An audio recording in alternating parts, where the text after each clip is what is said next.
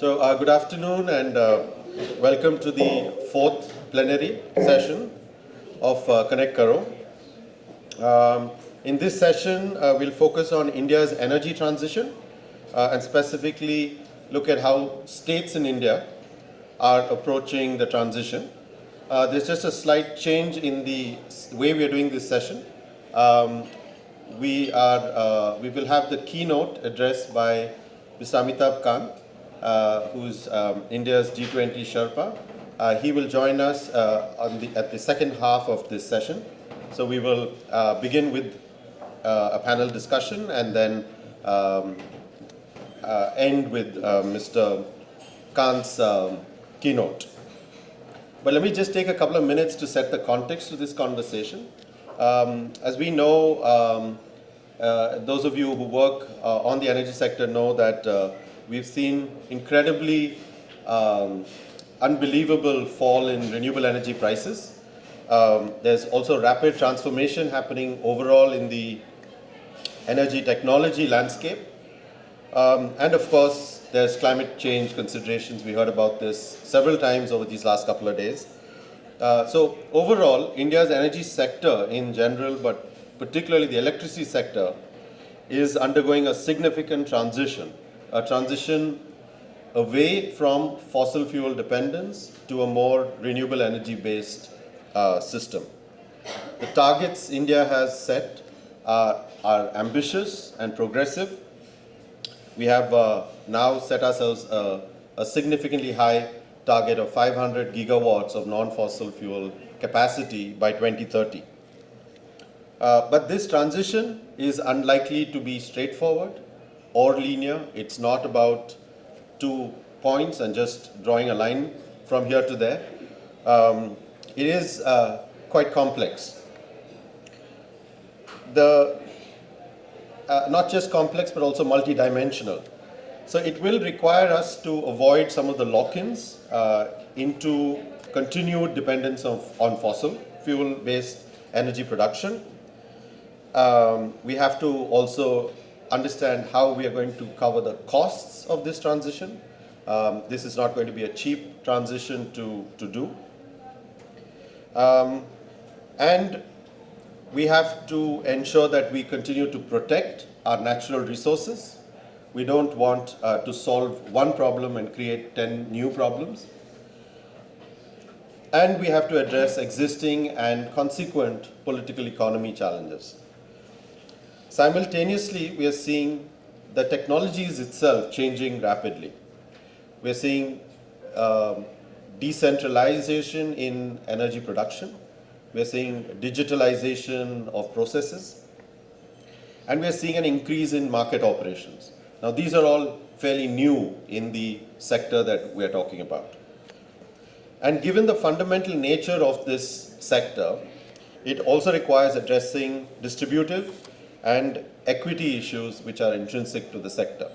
So like I said, this is not an easy transition. It's a fairly complex and multidimensional transition.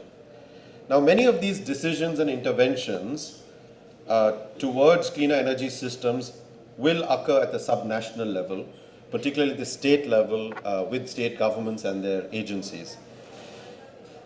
Now, to make things even more complicated, each Indian state is very diverse. It's very different. They have different starting points for this energy transition.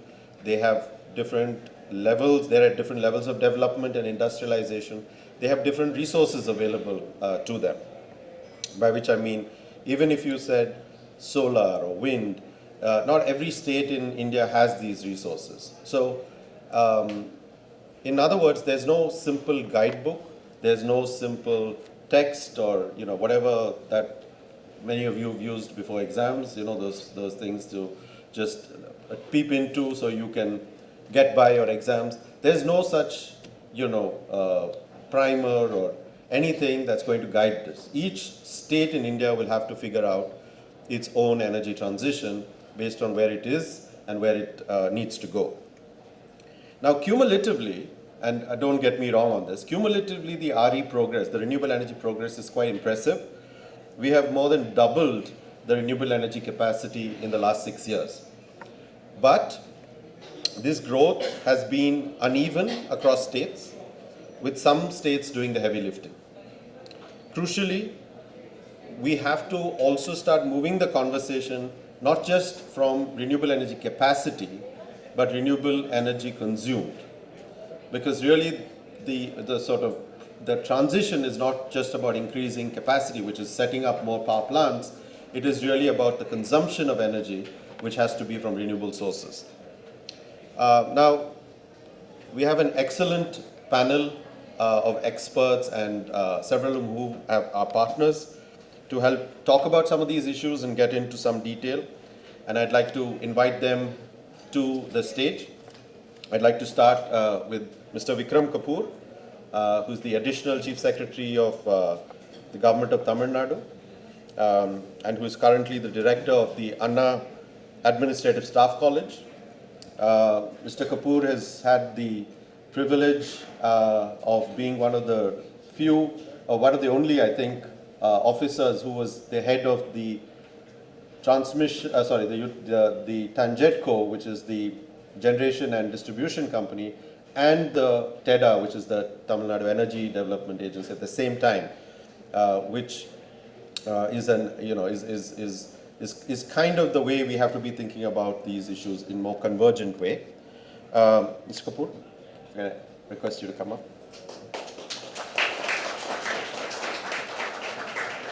We have Mr. Bibu Buyan, who is the MD of the Assam Power Generation Company Limited.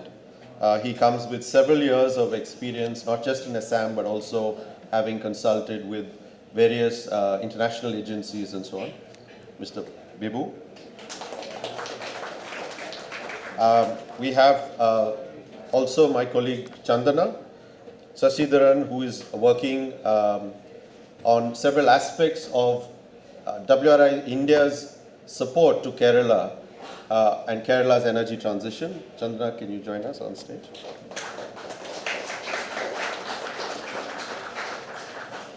We're also joined online. I just want to confirm that they have joined. We are joined by Mr. Manu Srivastava. Good to see you, Mr. Srivastava. He is the Additional Chief Secretary of Madhya Pradesh and leads the Energy Department. He's also one of the most well-known leaders on renewable energy across the country. So those of us who've been working in this space know him for many years. I'd also like to welcome Deepthi Mathur, who is the Superintending Engineer with the Jaipur Discom, the distribution utility. Again, somebody who has worked extensively on the renewable energy sector. She's the Superintendent Engineer in charge of renewables in Jaipur. And as you know, Rajasthan is one of the leading solar states in India. Welcome, ma'am. I also have my colleague Ann Joshi, who is from Prayas Energy Group. Prayas is an old-time partner of WRI-India. And I should also add that Prayas, Sustainable Futures Collaborative, and WRI-India, the three of us run an effort called the Energy Transition Preparedness Initiative, or ETPI, which is which creates a sort of framework, an approach to look at how 10 Indian states are approaching multiple sectors, transport, buildings, electricity, and so on, how they're approaching the energy transition. And I'm sure Anne will spend some time talking a bit about what our research has shown us. So I welcome all of you to this panel discussion, and now call my colleague Sandhya, who leads our energy transition work, to take charge of the panel. Sandhya.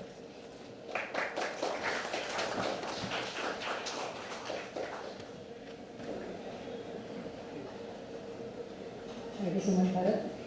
Am I audible, Manu sir and Vikram? Yes. Yes.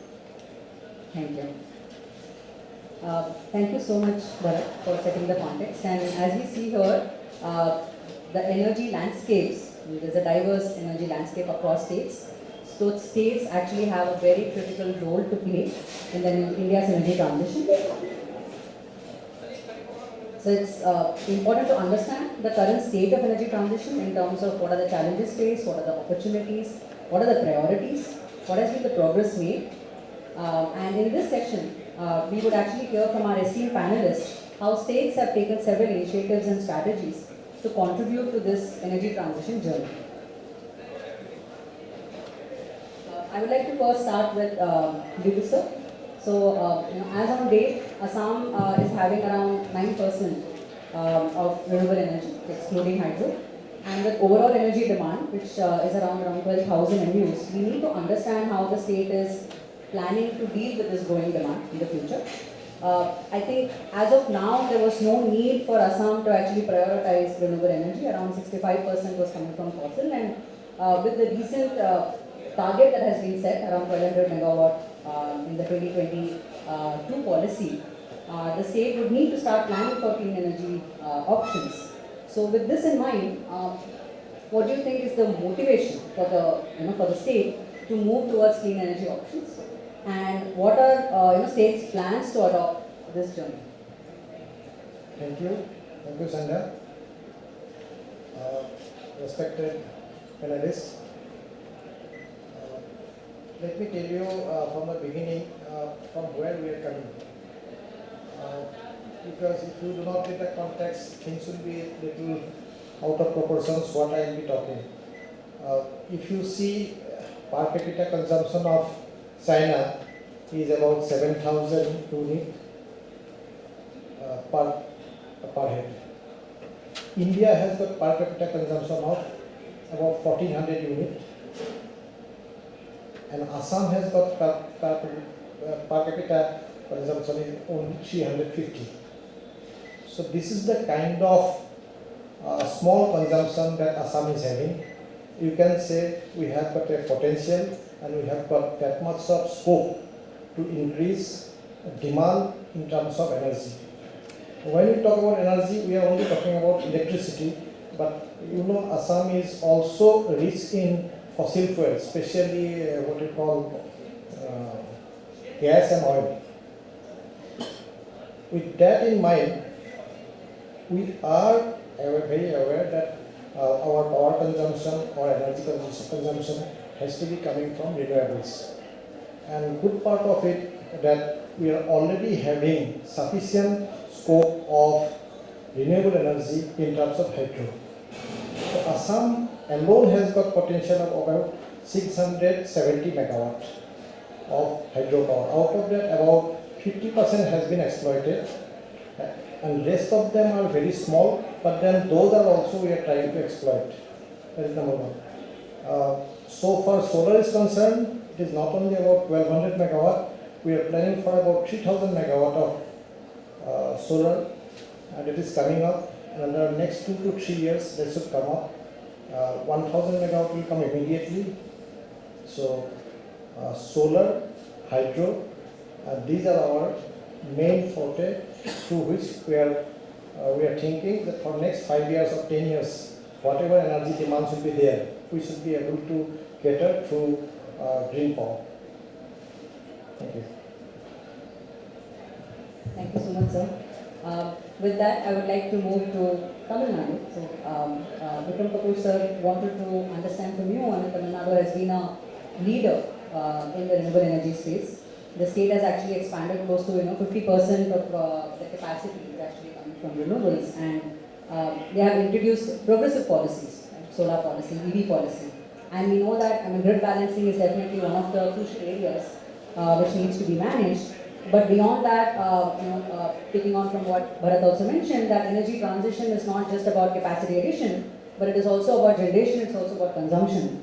So what strategies and policies do you believe that Tamil Nadu should actually prioritize to further accelerate this energy transition? And based on your experience, what can the state do to ensure that there is effective implementation of policies? Thank you. Very good afternoon to my fellow panelists and to the audience. Ms. Sandhya mentioned that Tamil Nadu is a pioneer state as far as renewable energy is concerned. It's true.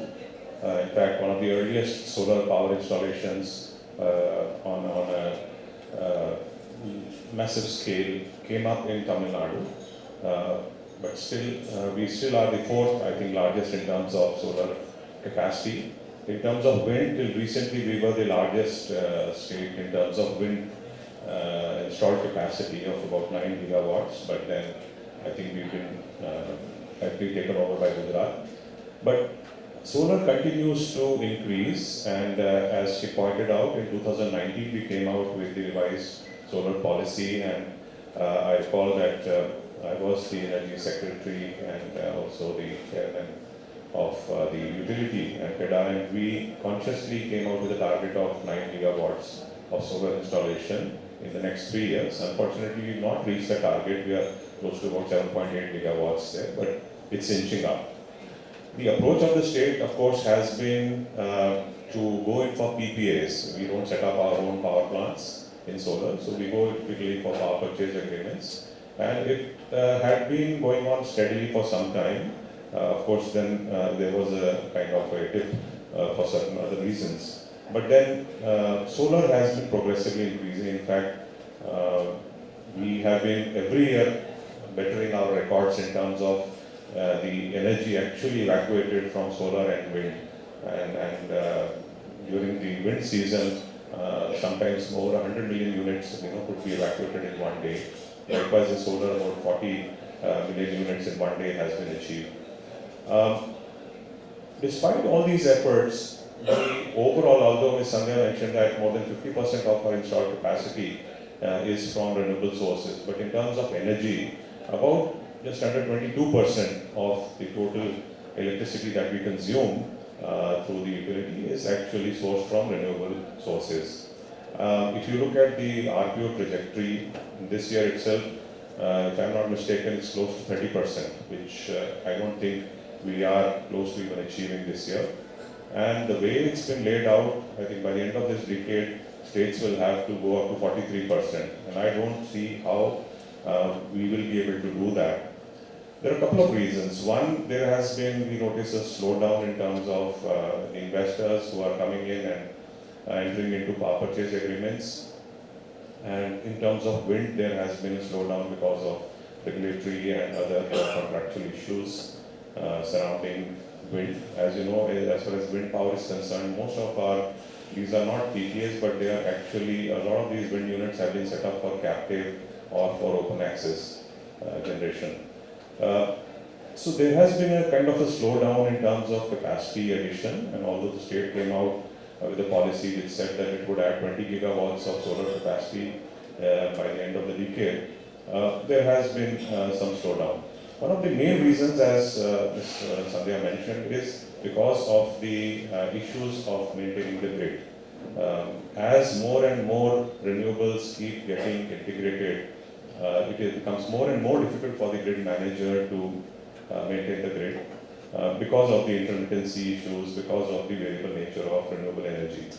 So a lot has been talked about in terms of how to go in for storage solutions. Battery has been talked about these days, hydrogen has been talked about.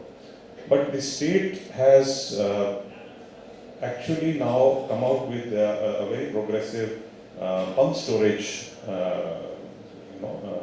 policy, pump storage, which is basically nothing but using the gravitational potential to pump up water and from one reservoir to another, and then using it like a traditional hydropower station.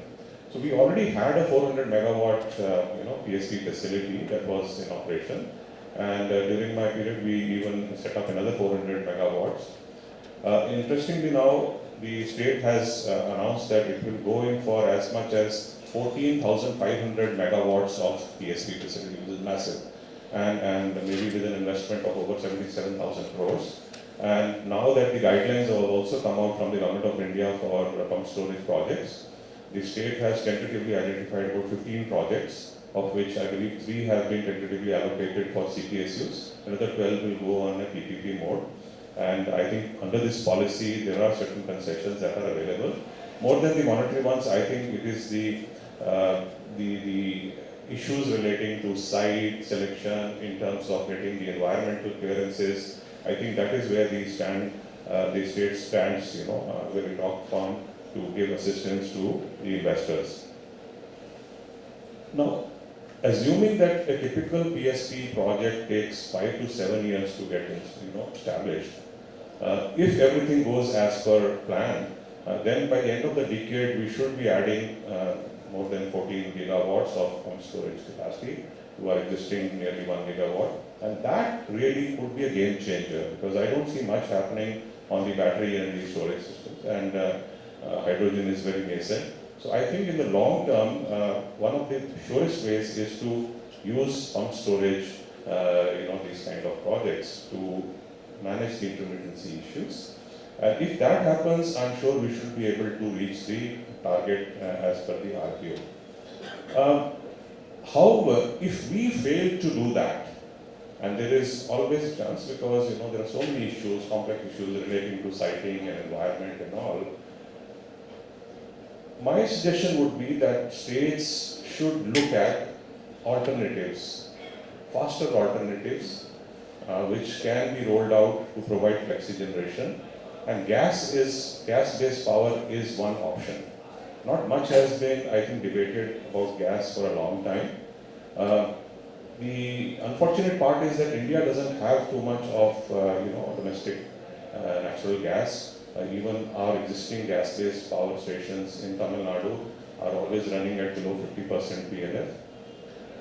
The other option is to convert those into, gas sourced from international sources.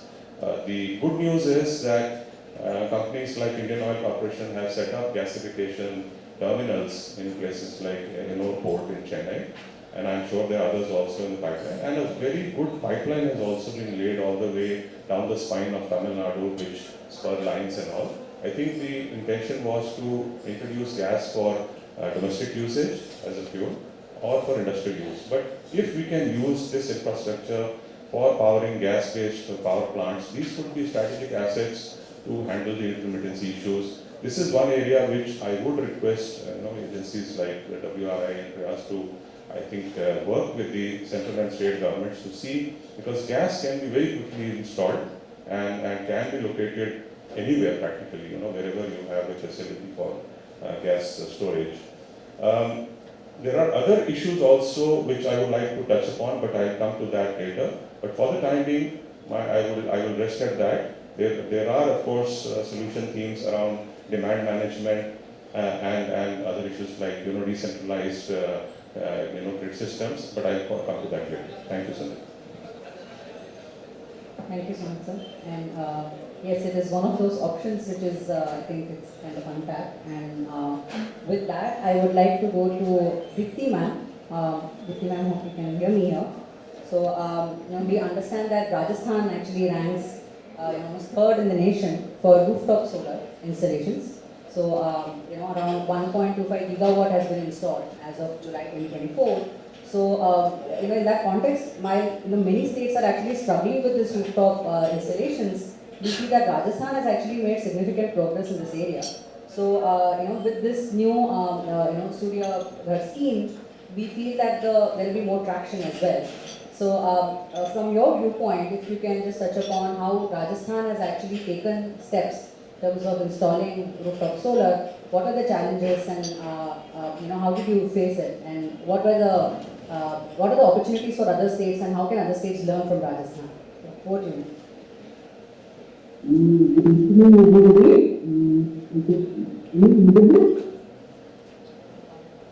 Slightly unclear.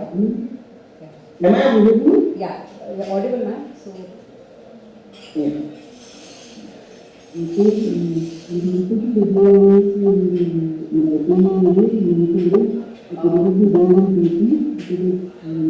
One second, ma'am. I think, we're just checking. I think it's coming a little fuzzy. And are you able to hear clearly? Yes.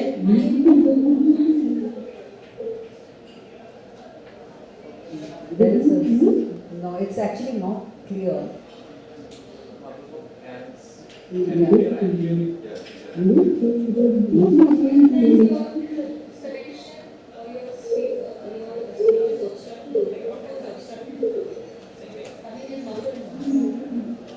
Maybe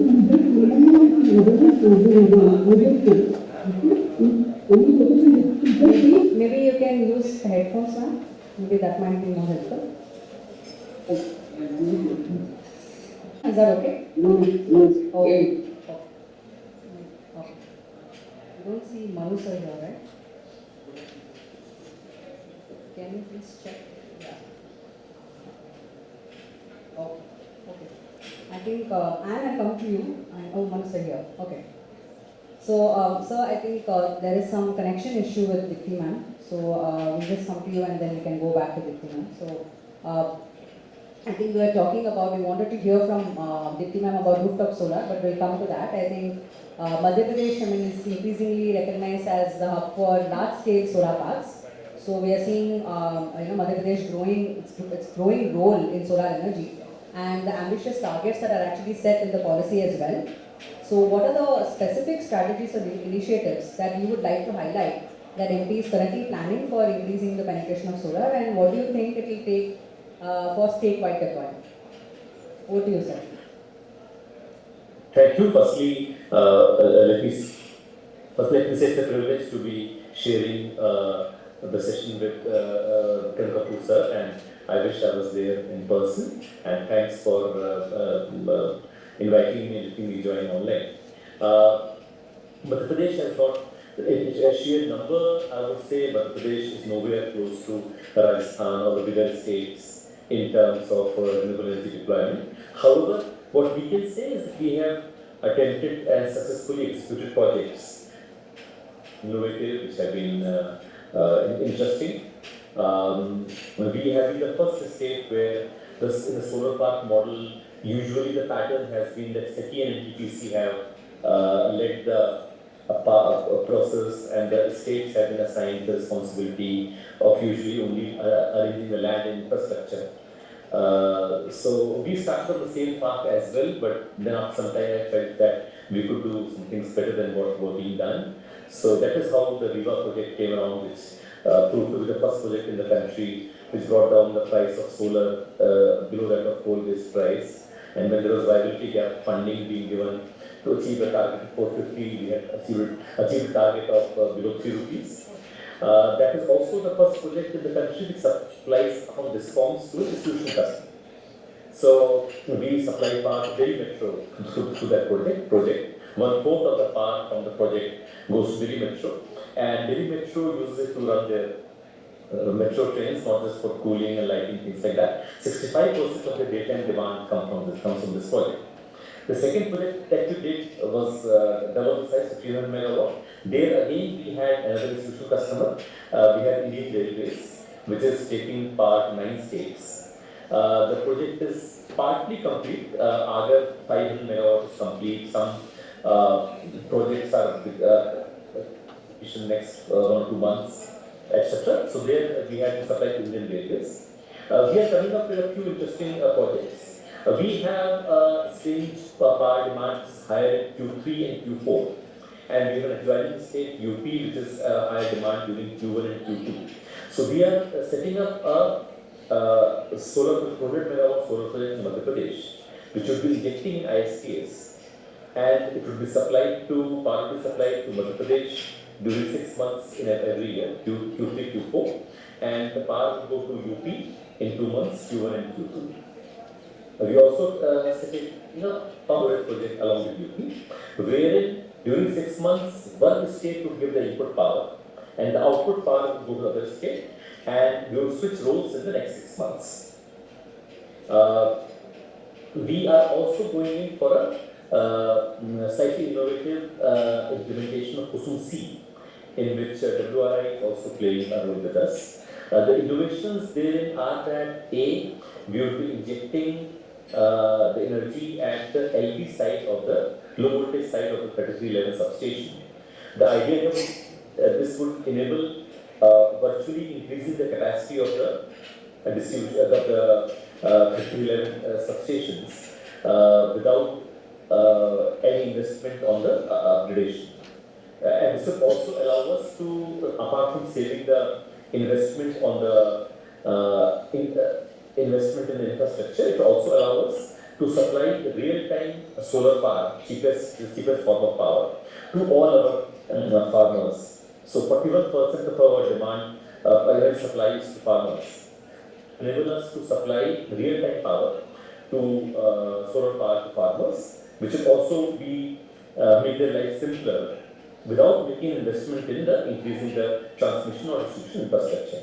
Another innovation that we are doing in Kusum C is that we will be using the inverters for supplying reactive power. Till now, renewable energy projects have only been injecting power at unity power factor, and I would say that has been suboptimal use of inverters. Inverters are fairly intelligent devices. They can do more than merely convert DC to AC. So they can also be used to supply reactive power. And there is a acute problem all over the state of that country of low voltage, especially in villages and semi-urban areas. The problem at the power grid and the transmission company level is fairly well addressed through use of capacitor banks, but discoms have usually not been able to handle the problem very well. So instead of a capex solution, we are trying to have an opex solution of the problem, wherein we would use Kusum C, which anyway has 30% subsidy, to not only supply power at cheaper rate to avoid the investment on our infrastructure, but also to supply reactive power, which would address the challenge of low voltage that we face. So these are the interesting projects that we are trying to implement in the state. Thank you. Thank you so much, Manu sir. And I think it's interesting to actually learn that an OPEX-based solution can actually provide, and it is a very innovative approach to looking at how we can integrate more RE in the system. And with that, I would like to just check if Dipti ma'am has, she has regained her internet connection. Hello. Can you hear us, ma'am? We can hear you actually. Yeah. Am I audible now? Yes. Yes. Yes. Yeah. To join this because of my some important engagements here. So, as you stated earlier, yes, Rajasthan has been blessed with ample solar power, and that is why, I mean, that has been the primary reason I think we have got this number of rooftop installations. So, but as of now, we already have 1.5 gigawatt solar installations, and the rooftop solar I think was picking up quite well. And even now, with the launch of this Pradhan Mantri Kusum Yojana, we are really focused, and even in our budget announcement, it has been announced that we have to install 5 lakh rooftop in our in Rajasthan. So we are aggressively progressing towards it. The major, I think, the major reason we are doing well in Rajasthan is like we have developed our own. Earlier we had our own this rooftop application. So through that we were accepting the applications and everything. We have tried to now amend few of our very stringent rules. They were there, like which were hindering the progress because people had to go for load extension, and that was taking a long time. So now we have been trying to focus on all these issues at the even at the remotest subdivision levels. We are setting up camps. We are emphasizing the vendors. We are trying door to door. The unit engineers are going to motivate the people to go for this Pradhan Mantri Sudeep Yojana. And aggressively, the follow-up is being taken care of. Of course, Rajasthan has a very big hurdle in that, because out of our 1.5 crore the domestic consumers, nearly almost 90 lakh consumers, we have given like 100 units free power. So that is a major chunk of 1 to 3 kilowatt consumers are being out of this. But we are aggressively trying to even sensitize them also, and the major users of electricity, so telling them the benefits, and we hope really that we'll be going much ahead with these numbers. So anything else I can know. Thank you so much, ma'am. And yes, we'll come back to you with more questions. I'm sure audience also has a lot of questions on rooftop solar, so we'll also give them a chance. With that, I would like to go to Kerala. In Kerala, we see that Kerala has targets to become 100% RE by 2040 and net zero by 2050. So, what we have also heard is that Kerala's robust local governance structure is actually very unique, especially it's more like a decentralized decision making. So, if you could touch upon Chandana, how do you see the role of local self-government institutions in driving the state's energy transition? Thank you. It's my privilege to be talking about Kerala. So, how we see the story is, we know that the local self-government system is a good example of Kerala in the way the governance has structured and the way bottom-up and participatory development is possible. So, when it comes to energy transition, local governance actually is advantageous to Kerala from many different perspectives. So, one of it being the way Kerala is organizing, the way Kerala is developing is very different from the way other states are developing. It's almost a linear urbanization. It is probably the highest rate of urbanization. So we're not limited to a few major cities. The rural-urban divide probably no longer exists in Kerala. So if you want to achieve something, you need a plan to work with more than 1,000 local self-governments that are there in the terms of gram panchayats, in terms of municipalities and cities. So to achieve that, how you go about it is you piggyback on the carbon neutrality goal that the government has set in front of you. We know that local self-governments in Kerala, under the Nava Kerala Karma Paddhati, which is basically the vision for a new Kerala, reimagining the way that you do things. Under that, we have already seen that there are missions like Harita Kerala mission, which is like the Green Kerala mission, which has worked on the waste management problem. So people know how to come together, provide participatory planning, how to be gender inclusive and make models from the bottom up. Now you use that platform which is already there and think about in terms of energy and how it fits into the carbon neutrality goal. So this is a different approach and you're not, it is easy but it also needs a lot of hand holding, a lot of capacity building, letting the LLCs understand where the financing is going to come from. So you weave it very clearly in the state's climate action going ahead. So we are privileged to work with about 100 of the local self-government partners and engage with them under the Navakela mission and work with them to think in terms of where their emissions are coming from and how do they make plans for energy. Of course, a lot of these plans are going to come from decentralized energy. So you are probably looking at solutions such as Vikram mentioned, rooftop solar could be one solution. And one way for you to demonstrate it is like, can you pilot it in public buildings? So that is a large part of the effort we can do. We can look at the public offices, we can look at schools, we can look at Anganwadis. A lot of these places can be the good beginnings to start with and to demonstrate and actually taking energy transition as close to people as possible.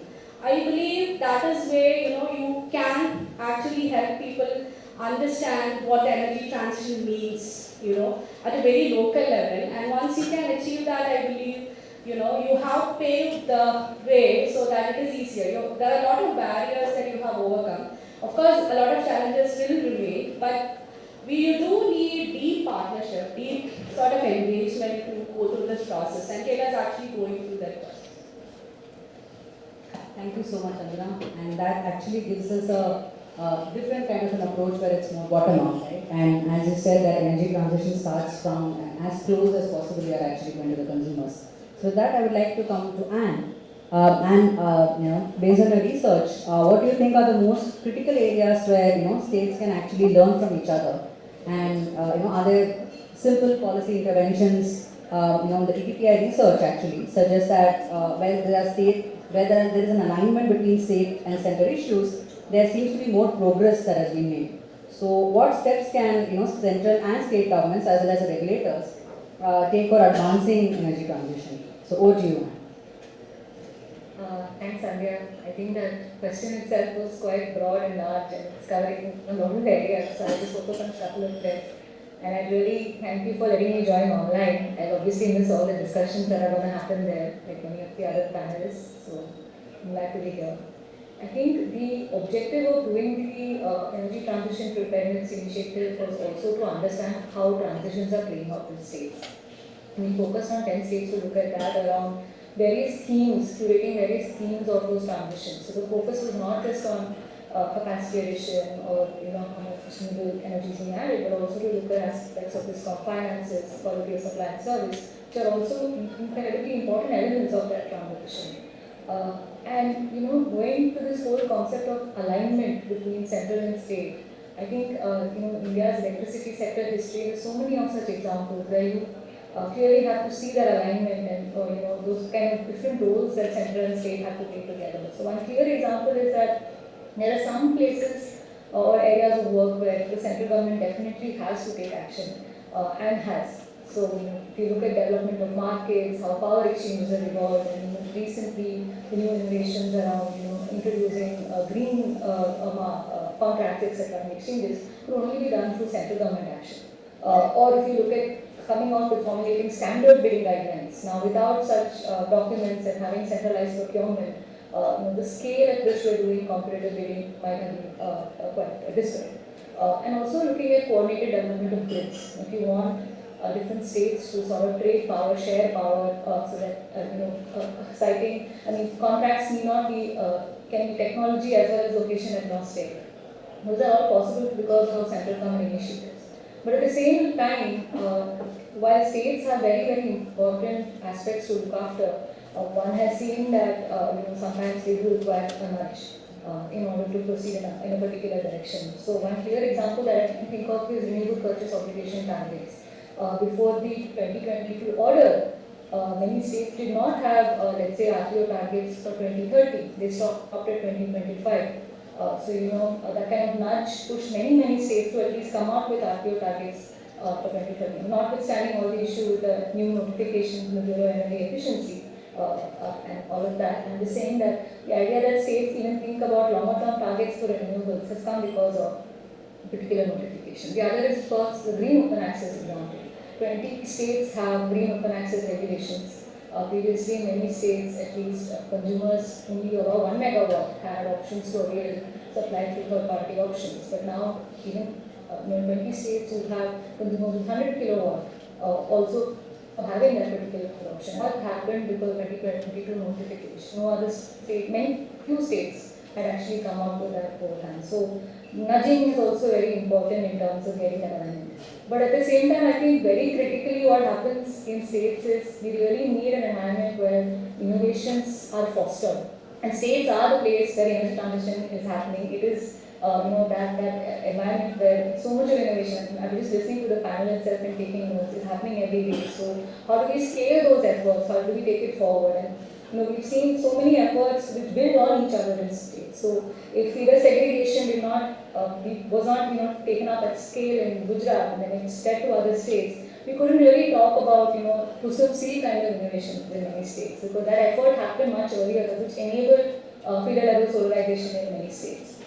The kind of pilots and innovations that happened in Maharashtra, Rajasthan, Gujarat, Madhya Pradesh.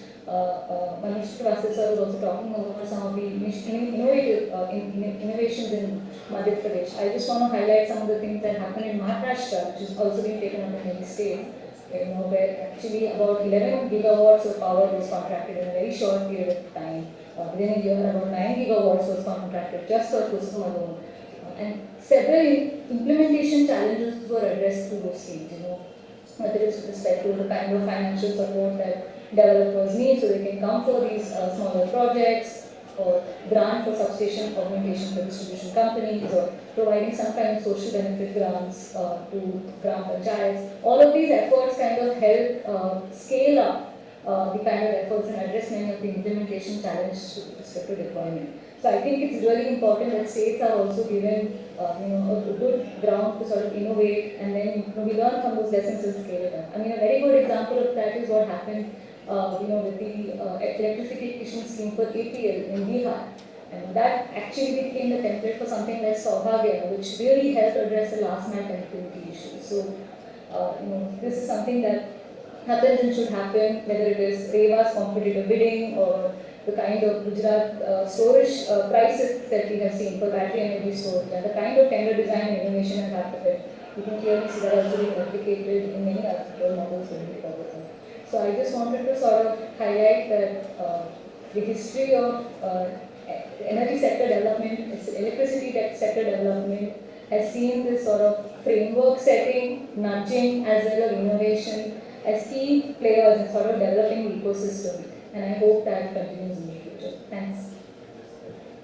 Thank you so much. I think innovation, sharing of lessons between the states, I think is going to be very critical. And as we heard in the first round of discussion, right from multiple options, right? We are talking about how we can tap into hydropower, how we can tap into gas, how we can tap into pumped hydro, because we looking for other flexible options and solutions, and not just looking on the capacity deferral part of it, but also looking into OPEX kind of solutions. So I think we have heard from our esteemed panelists on multiple strategies that the states have taken on each of these areas. Just deep diving the second round, I would just like to call upon Deepu sir. So just want to understand a bit more on Assam's plan, which is to kind of expand hydropower capacity, which is extremely important for states' energy security as well as sustainability. So how is Assam actually planning to integrate its growing hydropower capacity with other renewable sources? And also, what benefit does Assam see in this approach? And overall, we would like to understand if Assam can actually lead this regional approach of clean energy transition and guide other northeastern states in this region and especially this journey. Yeah. Thank you. Regarding hydropower, I have already told you, although there is a popular perception that Assam has got lots of hydro potential, but fact is Assam main hydro potential remains in Arunachal Pradesh. Arunachal Pradesh has got a potential of about 20,000 megawatt. Whereas Assam, when we have analyzed, there may 5%, 10% this way, about 700 megawatt is the potential in Assam. Exploitation of this is being done, but then fact is in hydropower, as most of you are aware, it is not about technology or how to plant, how to construct a hydropower plant, but more so is the issues regarding land acquisition, how you compensate the project affected people, and what you do about the environments. So all these areas to tackle these issues takes long time. Environmental clearance from government also takes a lot of time. So these are the major issues, and that also escalate the project cost. And when, as I have told you, every region has got a buying capacity. The power that is being produced has to be affordable to the people of that region. As just for the example, in Sudeep River, NSPC is constructing a major power project. And because of delays and all these things, the per unit cost is approximately coming out to be about 8 rupees, which is very high so far hydropower is concerned. So development is one issue, but reasonable development at reasonable cost is a major issue that has to be tackled. So this is one of the issues. I think it is already mentioned, just transition. The transition has to be justifiable and just be affordable. As Sir is saying regarding hydropower, it is not only about hydropower. Hydropower has got a linkage with solar energy. This PSP, pump storage solution, which acts as an electrical battery. So their initial power will come from daytime, come from solar, and night time we will use it as a hydropower station. So that linkage is already there in PSP. So we are also having in Northeast, in fact, there are several locations because of our geographical location. We have got several pump stories. But again, a question comes, since there are not many power stations, hydro power stations, where you can utilize two dam, two storage area, where it becomes very cost effective. Just now I think one in India, now Adani is producing at about 1.8 crore per megawatt, which is one of the cheapest, and they are producing about 2000 megawatt capacity. And I was looking at my numbers, which will come to about 6 crore per megawatt. So how do you justify it? Just because I am producing in Northeast, should I sell that costly power to my people, or I should take it from mainland? So all those options are there in transition. So how we linkage it? There has to be a mix of both. We will also take something from central, from mainland. We will also take our own thing where it is cheaper, where it is effective, and that way we are planning it out. And in between, as Sari said, our gas will remain one of the major reasons. Many people think gas is a dirty power like coal. It's not like that. The coal plant, if SOx NOx emission is about 100, here in gas power it is 10. So it is 1/10. Please understand, it is also equally very low carbon emitting power this thing. And also issue is while all India gas power dependent power plant is only 6%, whereas in Northeast 31% of our power is dependent on gas-based power. So we cannot simply wish away our gas-based plant. We can make it efficient, and as Sir is saying, the transition issue, ramp up, ramp down, that can be very easily done in gas plant. So this is these are the linkages there in different power sectors. Thank you so much. Thank you. Thank you so much. With that, I would like to quickly come to Vikram sir.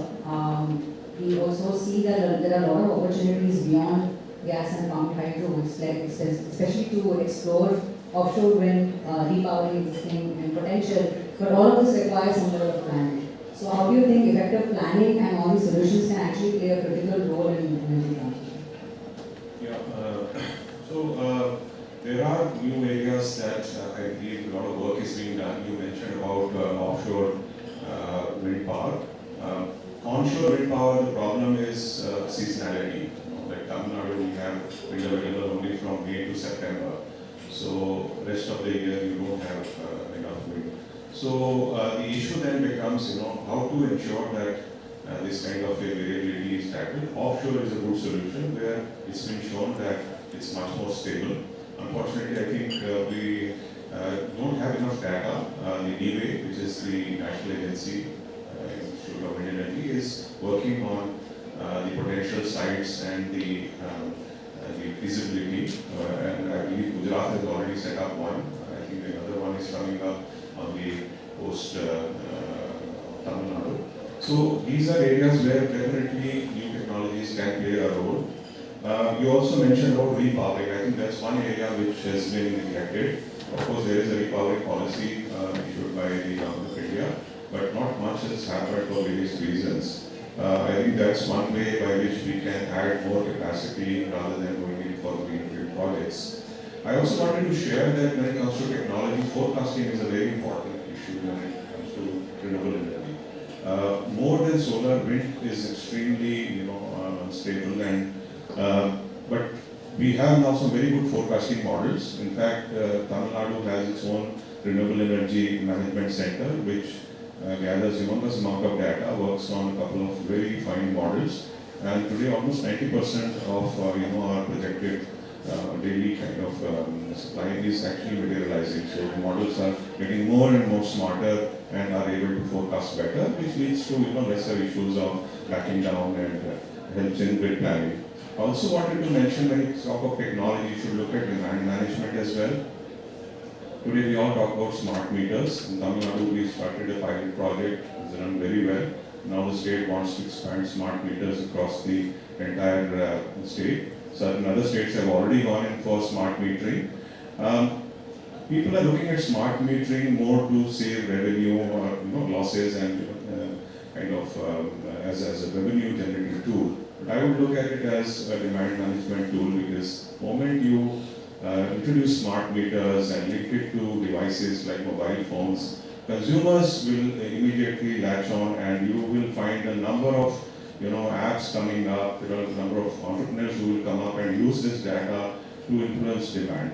And if you can influence demand using not just the data that comes from these smart meters, but also introduce regulatory tools like time of day metering. So in a way, you are giving a signal to the consumer to change his or her demand pattern and flatten the load curve, so that will indirectly help in better integration of renewables. On planning, I have some thoughts. I just wanted to leave it. I'm not sure whether this is the right forum, but it's a food for thought. See, looking at renewable energy, a lot of states have been doing something on their own, of course, encouraged by the central government. But then we have to realize that every state is not equally endowed with renewable energy. I may have enough of wind potential, Assam is having hydro potential, so is Kerala. You have Gujarat, which may be having, Rajasthan having solar potential. So we have to accept this reality that as a nation we may be endowed with renewable energy sources, but these are all kind of spread out. And unless we do integrated planning for this, we'll be all working in silos. So there is a need for a national level energy resource planning that is required, not necessarily at state level. Although, of course, states would not want to part with that, but I think everybody has to get together and come forward with a national level, resource plan. All these renewable energy sources and flexible generation resources like hydropower or gas-based power stations, perhaps there has to be some mechanism of pooling these resources, so that the scheduling and dispatch can be done in a more efficient manner, maybe at the NLDC level. But if you do that, you have this problem of legacy PPAs. You have to deal with them. These are long-term PPAs, and you can't just wish them away. So if you want to pool these resources, you have to have a mechanism for dealing with these PPAs. I feel that future investments will have to be increasingly based on optimization, on proper location, siting, etc. And although, for example, Tamil Nadu may be a very good site for locating solar power plants, but if it is not able to absorb that, and today the grid allows you to export that power to the rest of the country. So increasingly investors will look at optimum locations. For example, already we say that for thermal power stations, Pithead is the best location. For wind, for example, now off coast are the best locations. For pump storage projects, hilly areas are most suitable. So how do we optimize everything at a national level, get all these resources pooled, and then do a national level planning and scheduling of these sources? So ultimately what we are all working towards is a common electric market for the country. And I'm not using market in the sense of really for discovery of price. It's basically, we have to look at it at a national level. Now that you have a grid, which allows you almost unlimited transfer of power from one end to the other, I think it's a high time that all states and the central government got together and did some kind of a brainstorming around this. Thank you.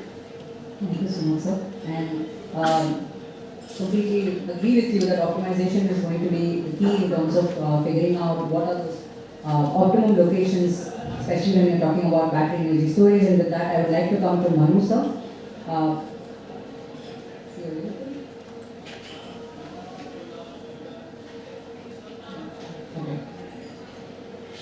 Manu sir is not available, I think. So let's go to Dipti ma'am. Ma'am. Okay. Okay, sir. No, I think there's some delay. Yes, yes. Okay, sir. So just quickly, we heard Vikram sir talk about technologies. We also talk about how that's going to play an important role, and planning is going to be extremely critical. So as a senior decision maker in this space, and also as sector lead, what do you think are those technologies that the state can explore? And what are the opportunities for the state to try out these new technologies like battery storage and any other innovative mechanisms? I think I already spoke about swap with UP. So any interstate, cross-border, power exchange, any kind of arrangements that you would like to highlight? What do you think? I think numerous battery that you refer to, yes, we are also attempting batteries. We are attempting batteries in the transmission system, adjacent to where there is a substantial solar projects. So we are planning transmission projects there. That is one thing that we are implementing. The other is what I referred to earlier and what WRI is associated with us is use of reactive power to address the challenge of low voltage that we are facing, and using renewable energy, especially distributed renewable, to address the problem of reactive power in a distributed fashion. Because the problem is in a distributed fashion, we want the solution also to be in a distributed fashion. So we want a decentralized solution to this decentralized problem. That is one thing that we are. We also using smart meter data efficiently to fully utilize the smart meters. That is one thing again that we are attempting. We are also attempting a holistic analysis of the topology of our distribution infrastructure. Our transmission infrastructure is fairly well established in terms of engineering principles, and the same cannot be said for our distribution infrastructure. So we are trying to link our the planning aspects of our transmission system, we try to extend them to the distribution system to make the planning more robust and not very demand driven. As of now, it is largely been demand driven. Whenever there is a crisis, we try to address the problem. We are trying to have a more systematic way of planning our distribution infrastructure. The other is we are trying, we are going in for a big shift of demand. We want to increase the demand during solar hours. So, we are shifting all our agricultural supply to solar hours. So that would have two purposes. One, it would enable us to supply the cheapest form of power to all farmers all over the state, and secondly, to make the life of our farmers simpler. The other implemented from 1st April of this year is that we have reduced the tariff for all our 10 kilowatt customers from 9 a.m. to 5 p.m. at 20%. So there is a 20% discount on consumption during solar hours by all industrial customers and all customers really about 10 kilowatt. And from the coming financial year, we will also be implementing the same for domestic customers as well. As and when our smart meter rollout goes ahead, we would want to implement that because we are aiming to increase the amount that we have during our solar hours. Another thing that we would like to talk about is we have analyzed this. This has been quite in vogue for the last few years. FDRE and RTC-RE. RTC renewable energy and fixed dispatch renewable energy. So our view has been that this aggregation should really be done by the DISCOMs or by the SLDC. We should manage it rather than giving this responsibility to the developers, because it is a complicated project and complicated product, and then the developers obviously charge more for that complicated project. So our belief is that the DISCOM should be procuring vanilla energy in terms of vanilla solar, vanilla wind, vanilla storage, and aggregating it at their own level, rather than paying a premium to the developers for aggregating it at their level. The short point being is that the smaller is the subset, the more difficult it is to establish a pattern, and it's costlier. The bigger is the set, and the biggest set is of the DISCOMs. Big sources of power are with the DISCOMs. If the SLDC can handle 100 sources of power to give a certain profile, they can as well do it for 104 sources, rather than pay a premium for the 101 source, because it is a fixed dispatch or RTC. So our strong view has been that RTC, RE and FDRE are complicated and costly projects, the products, and rather than that, we should be buying vanilla sources of power. So in implementation of that, we have moved a certain distance on FDRE project. So you walk back, and we are implementing it simple, straightforward, honest solar plus storage project, and there is no chance of mixing it with wind and exchange, and there are numerous possibilities of gaming, etc. We have changed it from a high complicated hybrid project to a simple solar storage project. Okay. Thank you so much, sir. And with that, I think you have already spoken about solarization of agriculture, which is going to be, which is something that Rajasthan is looking at. So, ma'am, if you could quickly touch upon how is Rajasthan leveraging the scheme, especially increasing the solar adoption. I think you briefly mentioned it. And what challenges? Maybe if you can highlight 2 challenges that you have encountered in this scheme implementation, and maybe that could be a lesson for other states as well.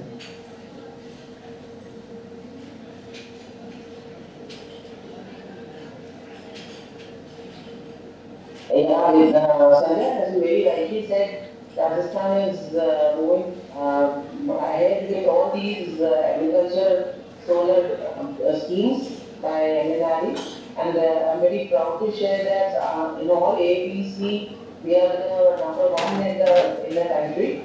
Like the first one was Kusum A, so there already we have gone ahead with 229 megawatt of installations. And in the Kusum C, we have already installed around 16-17 megawatt of the Kusum C plants, while we have already allocated this tender for around 4 gigawatt of Kusum C projects, and which are very likely to come by February 25 or latest by July 25. So what we could gather was that we firstly had a very good the sites prepared for land aggregation actually. So that was a major reason why we could go ahead with all these projects. So land is the major issue in all these schemes basically. So when we came up with the portal, the farmers could register their land, and only after that we came out with our tenders. So that was the reason I think we could come ahead very successfully with these tenders, and now we are going for the installations. And so that was a major challenge, but still that challenge remains, because as the word of mouth is spreading, the farmers now are, they have become very smart, and they don't want to now give their lands on lease. And the majority of the farmers now, they want to install the project themselves. So that is a very nice identification also, and but then when the developers have come up, so now they are facing some land issues, but we are very sure that we cope up with that. The second issue was financing. The Kusum A projects, clearly they took a long time to come up first because of the bank financing schemes. So in that the farmers were not able to take up the loans because of the collateral issues and all that. But then the banks and the ministry also intervened, and they realized that they eased up some methodology, and then so the bankers, these farmers could take up the loan.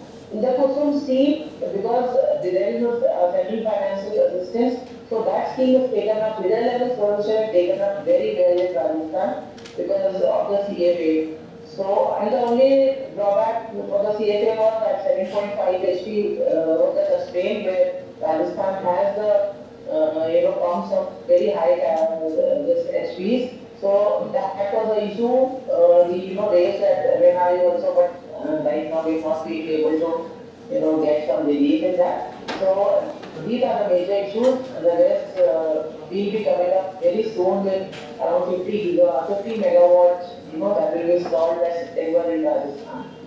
Thank you so much, ma'am. In the interest of time, we'll just take the last question for you, Anne. So Kant sir is here. So just in 2 minutes, if Anne, you can just, based on your experience in tariff design and discount finances, if you could actually highlight and based on the research, what are the key strategies that states can adopt in this energy transition, ensuring that the financial health of discoms, it improves. So over to you. 2 minutes, please. Thank you.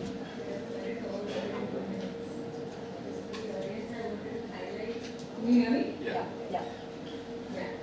So for the audience, I just wanted to highlight that the challenge that we are talking about is at the scale of 6.7 lakh crores of accumulated losses by 23 for all discoms in India. And these losses are growing at an average annual rate of about 10% per annum. So this quite a significant challenge. About the golden number of 2% of GDP is something that we still have to address. And while we can look at measures of reduction of cost, and renewables will definitely contribute to that, I think it's also important to look at the revenue side, because actually the gap between the cost and the revenue is also increasing quite significantly in the coming years. And so while we're looking at efficiency improvement and cost reduction, it's also important to look at innovations and gaps. So in that context, I think both Sir and Sir had talked about TOD tariffs. I think moving more towards having better time-of-day tariffs is something that is definitely crucial and important. Providing rebates is critical, but also having adequate pricing for peak power is very critical.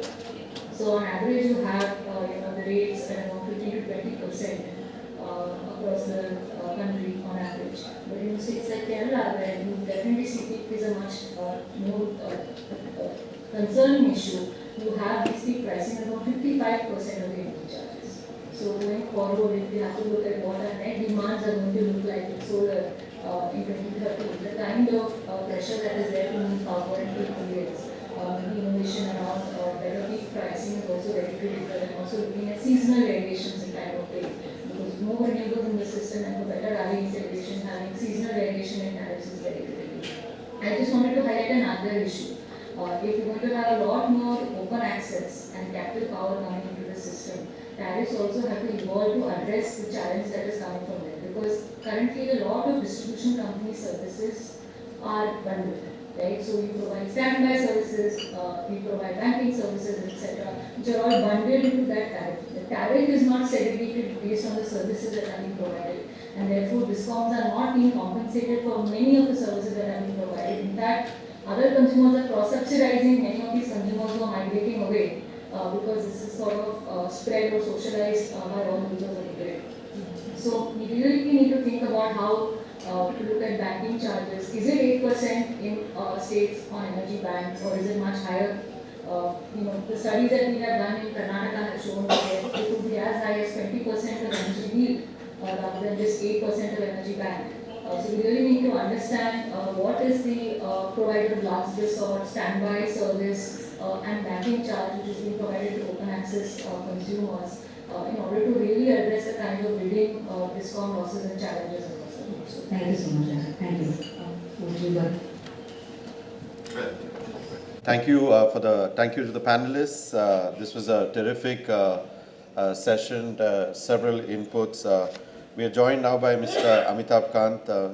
So you just missed a bit of, I think you caught the last bit of it, but really a terrific panel that talked about how states are looking at India's energy transition and what steps they are taking towards it, where there is progress and where challenges remain.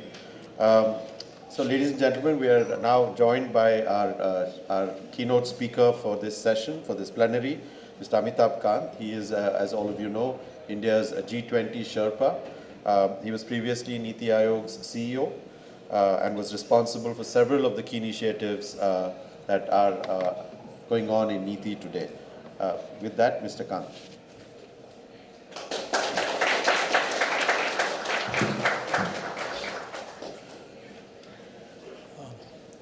I'm glad this is really a packed hall. Distinguished guests, ladies and gentlemen, let me all welcome you all to this WRI unique initiative wonderful initiative of Connect Karo 24. And I'm particularly delighted that Madhav has involved all the states in this initiative. Because my view is that this is a subject of immense national and global significance. India's energy transition and the critical role our states will play in shaping our energy future is, to my mind, really the key. India's energy transition journey has had actually global connotations, and last year under G20 presidency, we championed the theme of Vasudev Kutumbakam, one earth, one family, one future. And, when this guiding principle actually underscored the interconnectedness of our energy systems with broader global objectives such as economic resilience, inclusive development, and climate action.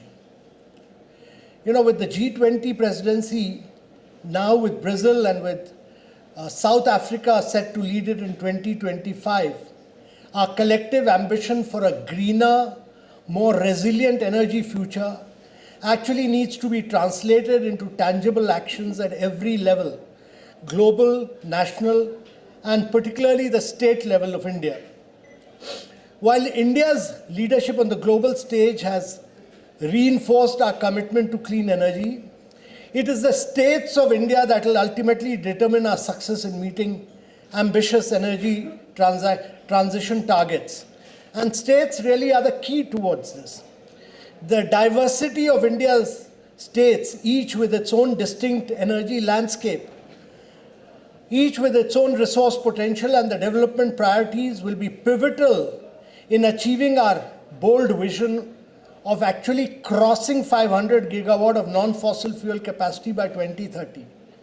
And this can be a template to follow in the international arena where the diversity of economies, local climate, and the energy systems themselves challenge all attempts to impose a uniform pathway. Actually, the Prime Minister had set the direction sometime back on the 75th Independence Day when he said that the ambitious goal of achieving energy independence by 2047 with renewable energy contributing almost a very, very substantial mix of India's energy. Achieving this goal will rely heavily, actually to my mind, on the states as they drive our clean energy ambitions. The varied energy landscapes across states necessitate multiple pathways to domestic energy transition. In the immediate future, India's global climate pledges 50% non-fossil electricity generation capacity by 2030 and net zero emissions by 2070. They are backed by domestic energy targets at the national level. However, to my mind, the key question arises: how can these targets help drive action at the state level while accounting for state-specific conditions and priorities? And the next critical step, therefore, is to engage with diverse state context, their capabilities and their priorities. These dynamics are shaped by various factors, including local climatic conditions, the available techno-economic options, the fiscal space available, and the social and political imperatives, and within this are what the different states are functioning. India has taken several steps to address these challenges. Just to name a few, India spearheaded the adoption of the G20 high-level voluntary principles to hydrogen and proposed the establishment of the Global Hydrogen Innovation Center. And the country also played a stellar role in promoting sustainable biofuels through the Global Biofuel Alliance. We've already set up the International Solar Alliance with focus on increased deployment of solar technologies, with particular focus on delivering impact in countries categorized as LDCs and the small island development states. Indian states like Gujarat, Karnataka, Rajasthan and Tamil Nadu are actually leading the way in renewable energy capacity, and they are demonstrating how local action contributes to global climate goals. The state efforts are not just driving India's energy future, but also influencing the global discourse on clean energy transitions. But this transition is not a linear path. It requires a systems approach. It requires us to integrate mineral extraction, generation, transmission, distribution, storage, markets, and circularity, while ensuring just and inclusive energy solutions.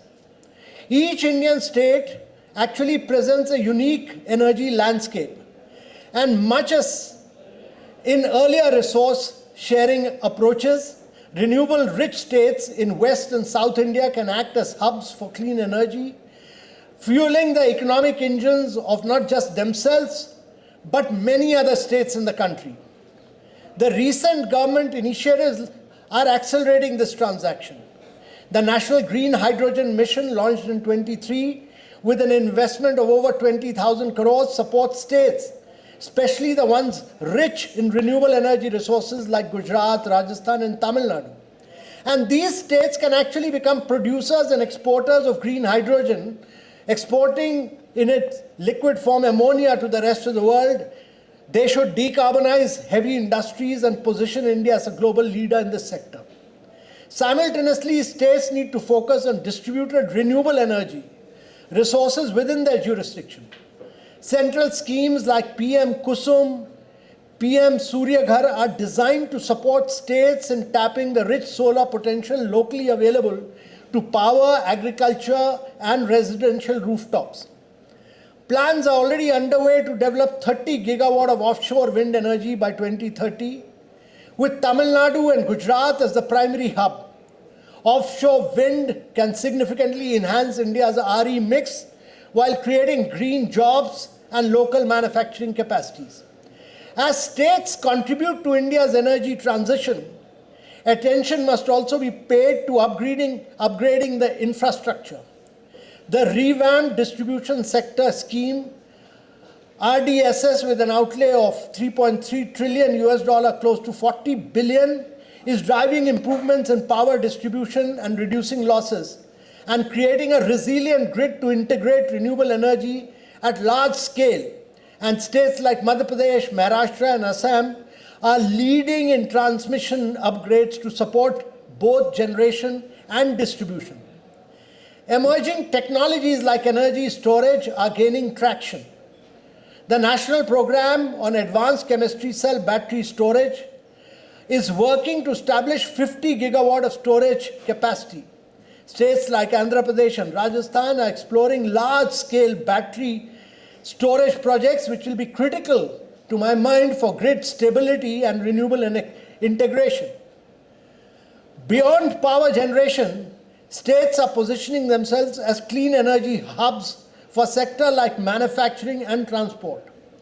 Maharashtra, for example, has announced ambitious electric vehicle policies with the goal of electrifying 10% of all vehicles by 25.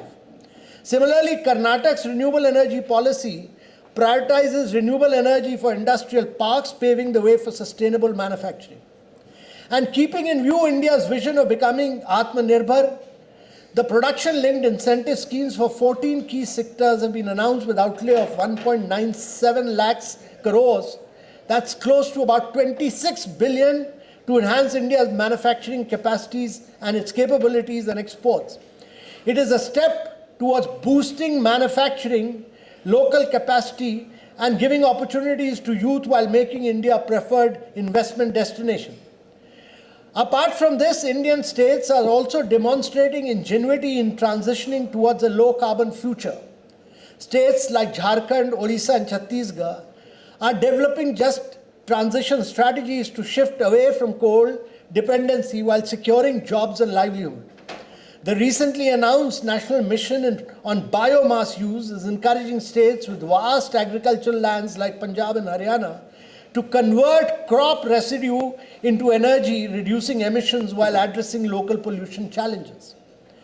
The evolving landscape at the subnational level presents both challenges and huge opportunities which would require national and international cooperation. Despite notable achievements, we in India face persistent challenges in grid infrastructure and market structures, particularly in states that are lagging in renewable deployment. It is therefore imperative that we adopt a very collaborative approach, encouraging the sharing of knowledge and technical expertise between states. And this is one forum like this.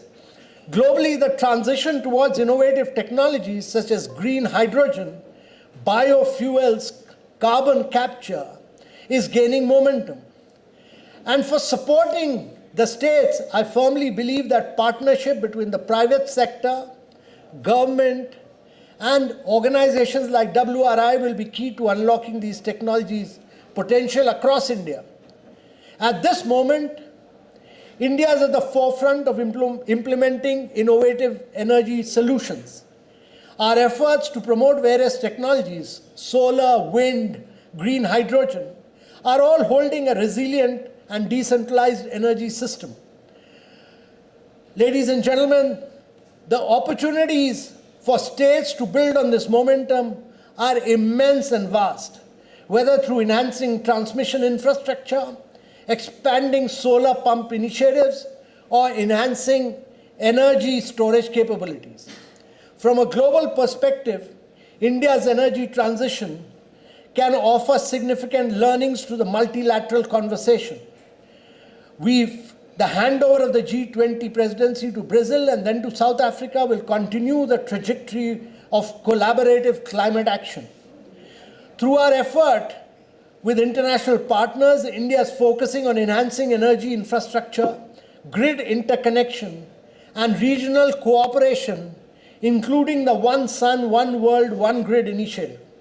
South-South cooperation, especially between India, Brazil, and South Africa, is critical for leveraging each country's unique strength in renewable energy, technology, and innovation.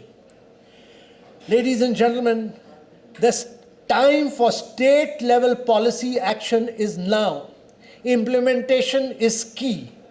With cooperation, innovation, and bold policy making and its sharp and rapid implementation on ground, we can accelerate India's energy transition, ensuring that every Indian state is actually a pillar of our shared green future.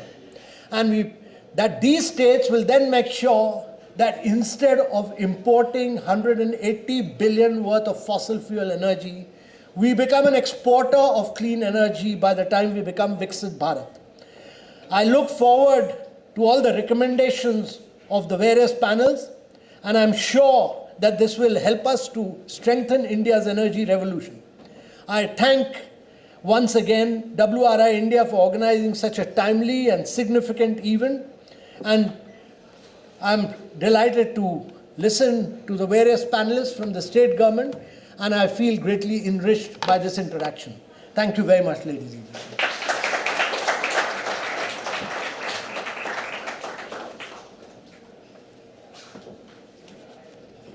Thank you for your address, Mr. Kant, for underscoring the important role that states play in achieving India's national and international goals, and for talking about some of the initiatives the Centre is taking in creating avenues to facilitate this transition. So please join me in showing our appreciation to the keynote address by Mr. Kant. I also want to thank our panelists, those who are here, Mr. Kapur, Mr. Bibu, to Chandana, as well as our colleagues who joined us online, Mr. Manu, Srivastava, Deepthi Mathur, and Anne. Thank you all. With that, we close this session, and please join us outside for tea.